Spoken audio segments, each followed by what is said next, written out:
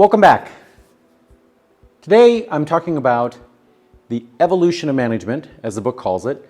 I like to call it the history of management. And what this whole chapter is about how management has come to be what we think of it today. Philosophy, math, science, they have been studied for thousands of years. How long do you think management's been studied? The answer is less than 200 years. Why? Management has been studied for less than 200 years basically because of the Industrial Revolution. The Industrial Revolution is when machine power replaced human and animal power.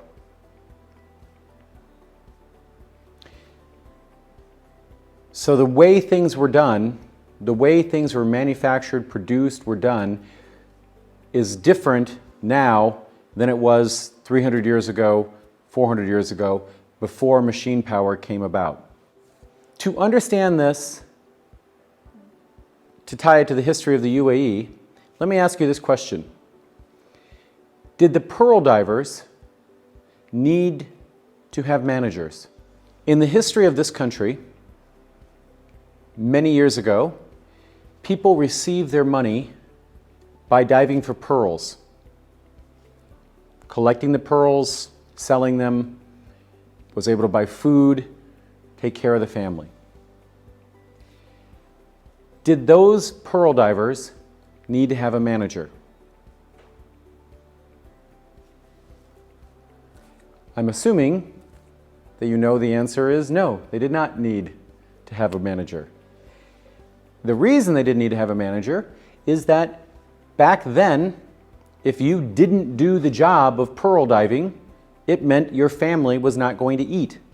So you didn't need to have a manager to tell you to do your job. Next up is the term specialization. Specialization is quite simply the idea that you become really good at something. Whatever it is you do, you become really good at it. The concept of specialization makes sense, right?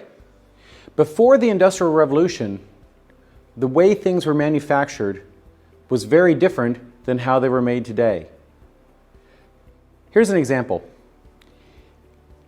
If you wanted to buy a chair 300 years ago, the person who made the chair would most likely make the chair out of wood, and that person would have done all the steps in manufacturing that chair. Probably cut down the tree, cut it into boards, put the boards together. So this is actually what's referred to as artisans doing craft work. Okay?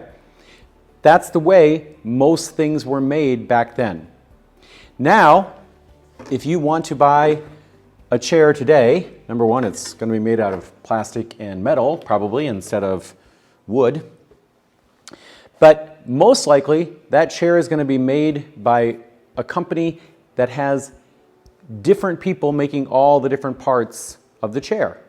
So it's not going to be one person cutting the tree down, cutting the boards, whatever. It's going to be a whole lot of different people making parts, machine doing most of it. I doubt for this chair that a human was involved at all. I assume this is completely automated.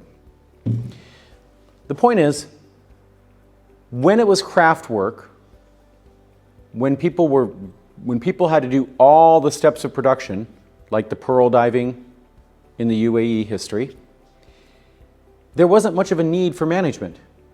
Once the Industrial Revolution came along, once we started replacing work by craft with factories, then we started getting hundreds of workers in one building. And when you have hundreds of workers in one building, that is when you need management. The concept of specialization is very important, and it is credited to an economist and philosopher by the name of Adam Smith. And when he wrote his major book was called The Wealth of Nations, you will study more about Adam Smith when you take an economics class. For management purposes, for this class, the only thing you need to know about Adam Smith was that he's the one that introduced the idea of specialization.